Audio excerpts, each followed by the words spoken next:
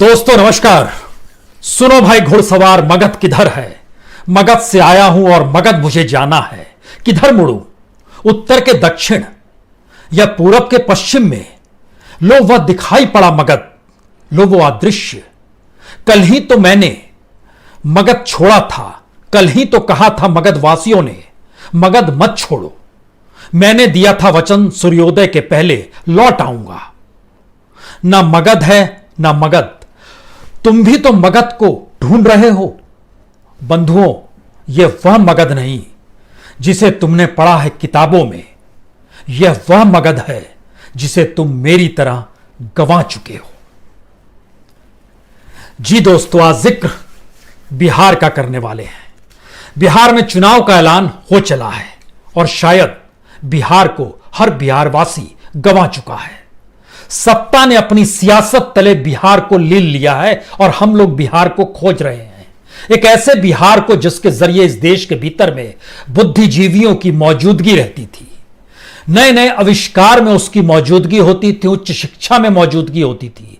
अपने तौर पर कृषि प्रधान बिहार की मौजूदगी शायद देश को एक पाठ भी पढ़ाती थी। आंदोलनों से और सत्ता को पलटने की ताकत भी बिहार में ही होती थी। वो बिहार अब हम गंवा चुके हैं। तारीखों का ऐलान हो चला है। तारीख बहुत साफ है। 3 चरणों में चुनाव होंगे। 28 नवंबर को पहली बार वोट पड़ेगा, फिर 3 नवंबर को पड़ेगा, फिर 7 नवंबर को पड़ेगा और 10 को आपके सामने नई सरकार होगी। लेकिन वो कौन सी सरकार होगी, किसकी सरकार होगी? वह बिहार के लिए कुछ करेगी या बीते 15 बरस के सफर के बाद बिहार जिस जगह पर आकर खड़ा हो गया है और जो मगध को छोड़कर निकला, जब वो दोबारा मगध लौटा है तो उसकी आंखों में आंसू हैं, पांव में छाले हैं। और हम उस बिहार को खोज रहे हैं जिसके जरिए इस बात का अंदेशा लगाया जा सके कि आने वाले वक्त में बिहार का वो अतीत, मगध का वो अतीत, Vaishali first Republic of India, उसको भी खोजना चाहते हैं। अलग अलग प्रांतों में मौजूदगी, चाहे वो नालंदा यूनिवर्सिटी के जरिए हो या विक्रमशिला यूनिवर्सिटी के जरिए हो, बहुत कुछ खोजना चाहते हैं, लेकिन हम सब कुछ गंवा चुके हैं। यह कोई सफर नहीं है। आज बिहार की उस उथली हुई जमीन पर कदम रखने की कोशिश कीजिएगा, क्योंकि इस दौर में जो बिहार लौटा है उसके सामने सिर्फ और सिर्फ अंधेरा ही दिखाई देता है।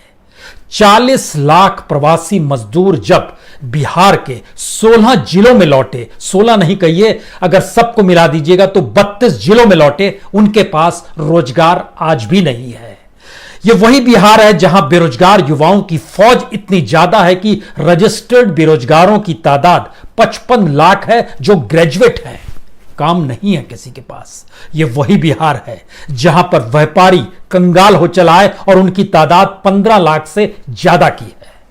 यह वही बिहार है जहां पर 7 लाख से ज्यादा किसान जिनके पास अपनी जमीन है और तकरीबन 1 करोड़ से ज्यादा मजदूर जो हर जगह किसी भी रूप में मजदूरी करने को तैयार हैं, लेकिन उनके लिए मनरेगा का जॉब कार्ड भी उपलब्ध नहीं है। जी, उस बिहार में चुनाव होने वाला है। वर्चुअल रैलियों का दौर होगा। हो सकता है नोट भी बटे, हो सकता है नोट के जरिए कई घरों में 2 जून की रोटी आ जाए, हो सकता है दिवाली से ठीक पहले जब चुनाव परिणाम आएंगे तो कुछ के लिए यह बड़ी शानदार दिवाली होगी, क्योंकि यह बिहार है। एक ऐसा राज्य है जो देश को पाठ पढ़ाते आया है, एक ऐसा राज्य है जो पूरी दुनिया को मजदूर भी देते आया है। यह एक ऐसा राज्य है जहां पर सबसे ज्यादा लोग अपने घरों को छोड़कर न सिर्फ राज्य छोड़ते हैं बल्कि देश भी छोड़कर दुनिया के अलग अलग हिस्सों में चले जाते हैं और उनकी तादाद लगातार बढ़ती ही चली गई है। यह वह बिहार है जहां पे राजस्व सबसे कम मिलता है। यह वह बिहार है जहां पे जीएसटी संग्रह सबसे कम होता है। यह वह बिहार है जहां पर लोग टैक्स ना दे पाने की स्थिति में है। यह वह बिहार है जिसकी लड़ाई जब शुरुआत अब हो चुकी है, तो 5 साल पहले जब लड़ाई शुरू हुई थी उस वक्त लाखों करोड़ रुपए का जिक्र पैकेज के तौर पर था और फिर दोबारा उसी चीज को दोहराने की स्थिति में बिहार को लाकर खड़ा कर दिया गया है।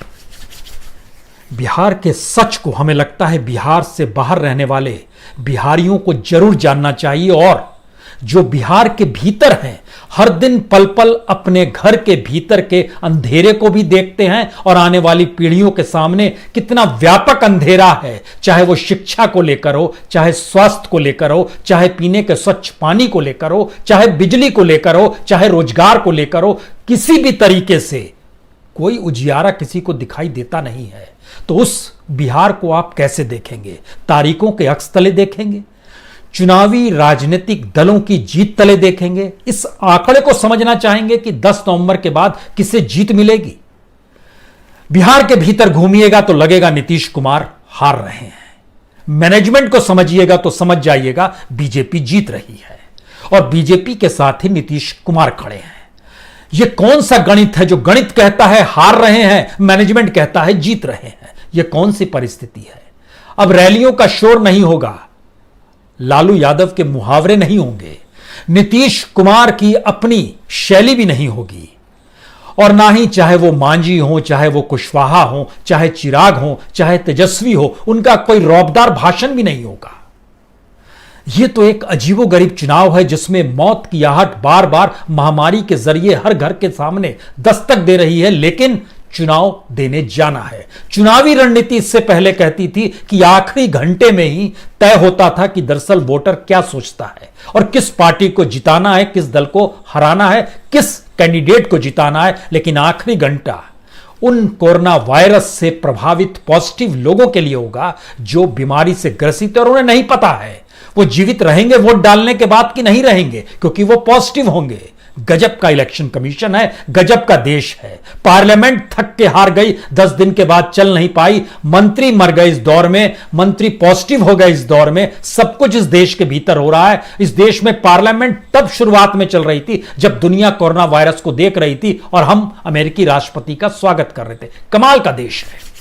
लेकिन चुनाव का ऐलान हो चला है, बिगुल बज चुका है, और इस बिगुल के भीतर में हमें लगता है जिन्हें आंकड़ों में रुचि है चुनावी राजनीतिक दलों की, तो फिर 2015 का चुनाव इस समीकरण के आश्रय नहीं लड़ा गया था जो मौजूदा वक्त में सरकार है। उस समय लालू और नीतीश एक साथ खड़े थे।